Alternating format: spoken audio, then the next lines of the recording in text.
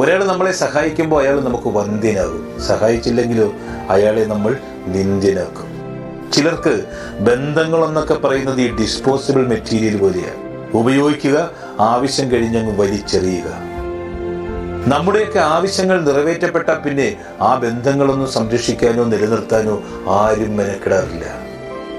100 കാര്യങ്ങൾ ഒരാൾക്ക് വേണ്ടി ചെയ്താലും ചെറിയൊരു കാര്യം ചെയ്തു കൊടുത്തില്ലെങ്കിൽ അതോടെ തീർന്നെന്നേയില്ല.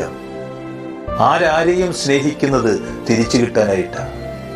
അതുകൊണ്ട് തന്നെ സ്നേഹിക്കുന്നവരും സ്നേഹിക്കപ്പെടുന്നവരും സ്നേഹം ആഗ്രഹിക്കുന്നവരുമൊക്കെ ഒരു തരത്തിലല്ലെങ്കിൽ മറ്റൊരു തരത്തിൽ സ്വാർത്ഥന്മാരാണ്. എത്രയൊക്കെ ആത്മാർത്ഥതയുണ്ടെന്ന് പറഞ്ഞാലും സ്വാർത്ഥതയുടെ ഒരംശം പോലും ഇല്ലാതെ ആർക്കും ഒരാളെയും അത്രമേലാഴത്തിൽ സ്വന്തം ഹൃദയത്തോട് ചേർത്ത് നിർത്തുവാനാവില്ല. അതെന്താ അങ്ങനെയെന്ന് ചോദിച്ചാൽ മനുഷ്യ മനസ്സ് അങ്ങനെയാണെന്നേ.